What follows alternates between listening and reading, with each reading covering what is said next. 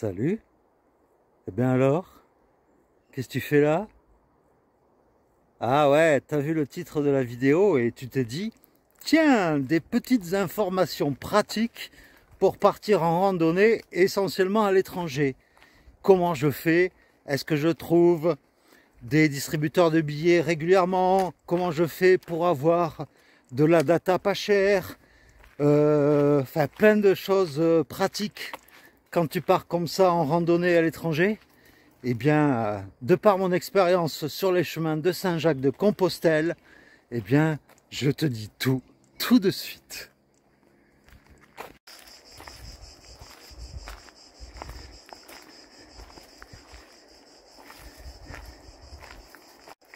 Ah ben voilà, je me suis mis à l'ombre hein, parce que le soleil il tape là en ce moment.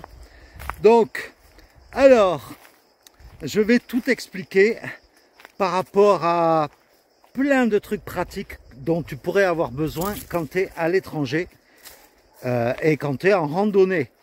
Eh bien, si jamais tu n'as pas vu encore mes vidéos sur mes chemins de Saint-Jacques-de-Compostelle, eh bien, je t'invite à aller voir tout de suite là toute la playlist. Il y a 100 vidéos exactement sur tout mon périple sur les chemins de Saint-Jacques-de-Compostelle.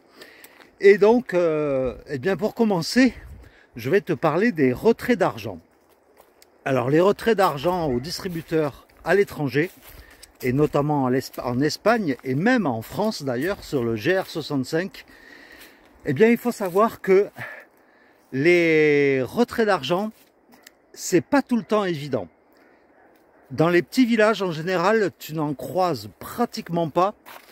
Donc, si tu traverses une ville moyenne, une grosse ville ou quoi, enfin, dès que tu vois un distributeur, ou alors, avant de partir, je te conseille de retirer de l'argent liquide, parce que dans les gîtes, souvent, ils acceptent que le liquide, surtout en Espagne.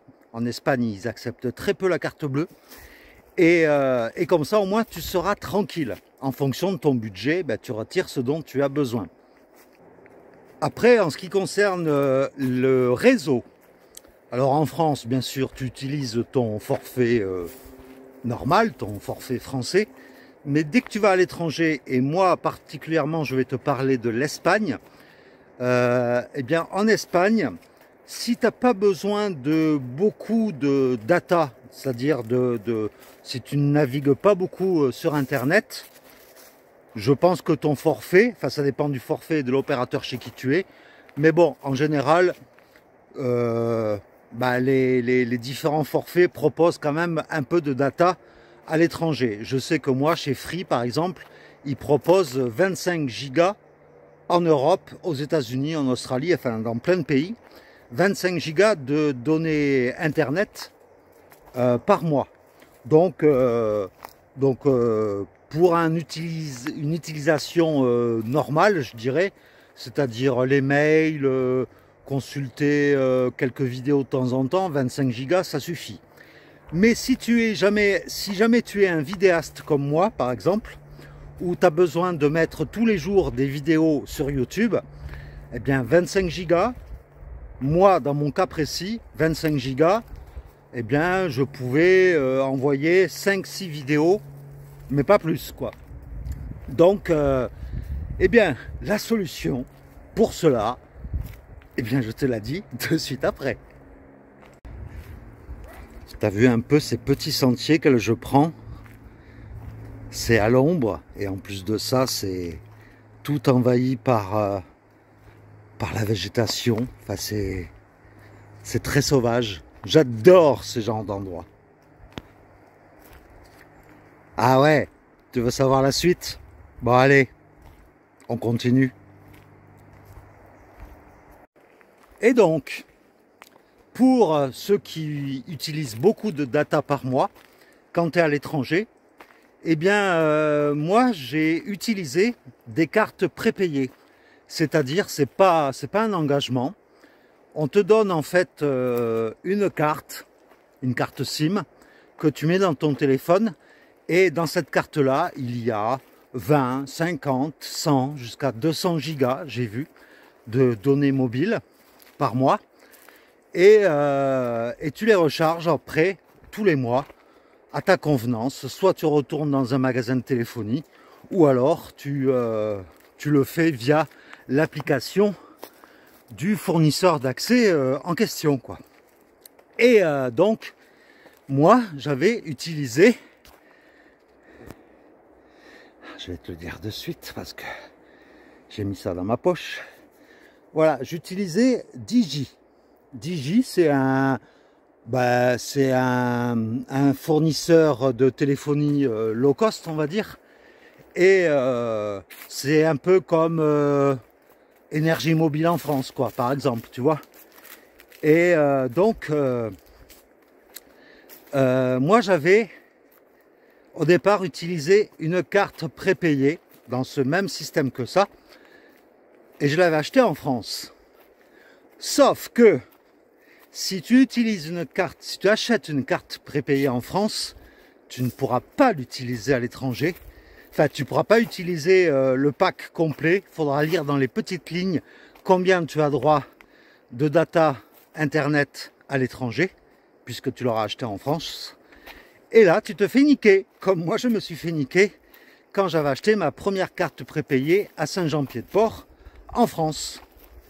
Et donc, si j'ai un conseil absolument à respecter, si tu as besoin de data et d'acheter une carte prépayée quand tu pars à l'étranger, c'est d'acheter cette carte prépayée dans le pays dans lequel tu vas.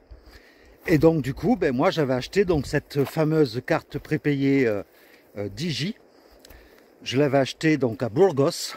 Et avec ça, j'avais aucun souci. Après, j'avais droit à 120 gigas par mois, enfin tous les 28 jours exactement, pour de data internet. Comme ça, moi, j'avais aucun souci. Alors bien sûr, tu n'as pas que Digi, hein, tu as aussi les Bara, tu as Lyca Mobile, enfin pour les plus connus en tout cas. Ah, le bruit des cigales. Elle est juste dans l'arbre au-dessus de moi.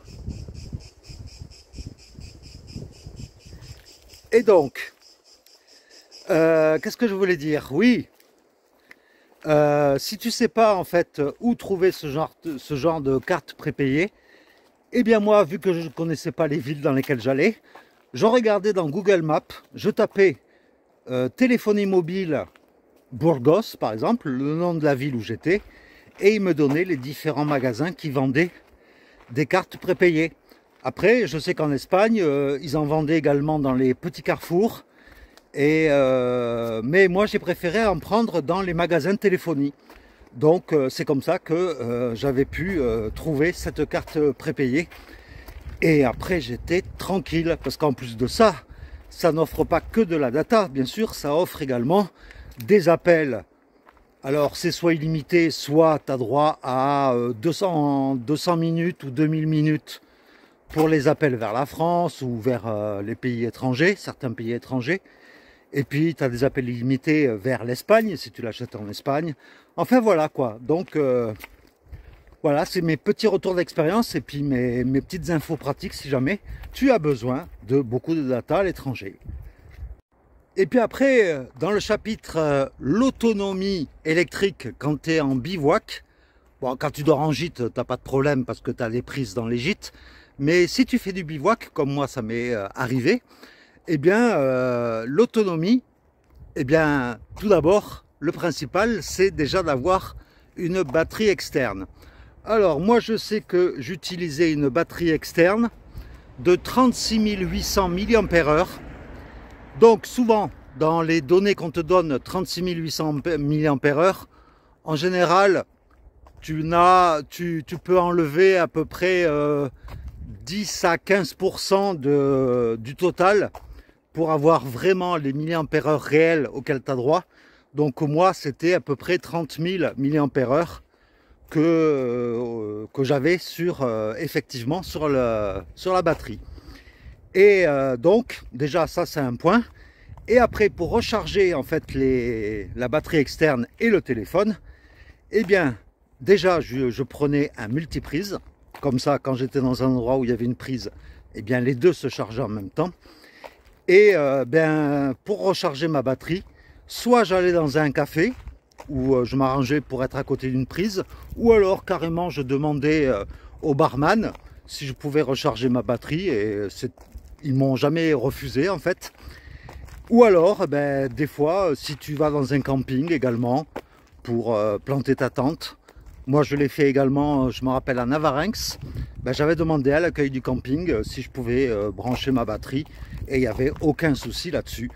Donc, ben voilà quoi, c'est quand même important de pouvoir avoir du réseau cellulaire et du réseau électrique également quand tu pars bivouaquer en randonnée.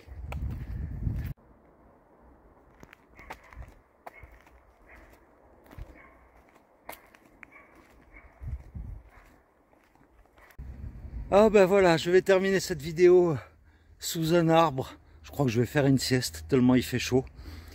En tout cas, ben, j'espère que mes conseils te seront utiles lors de tes prochaines randonnées ou quand tu pars à l'étranger.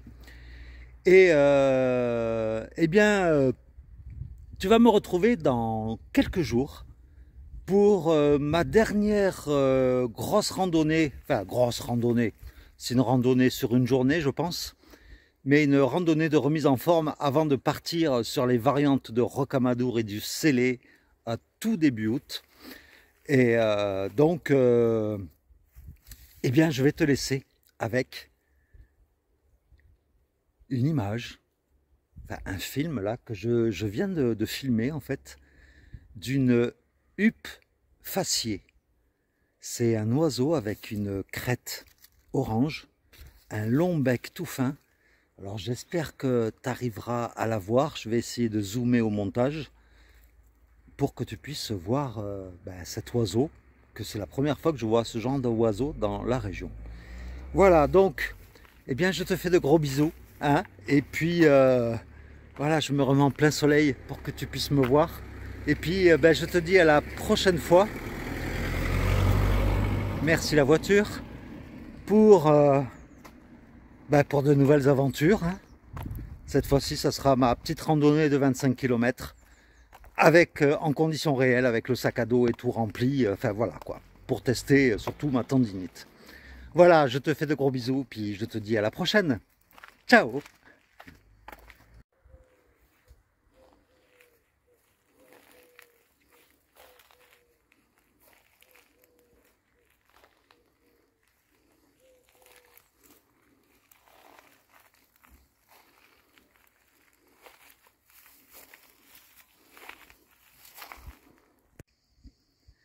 Voilà, et ça c'est les pistes d'athlétisme et le terrain de foot et de rugby dans lequel je jouais au rugby quand j'étais jeune.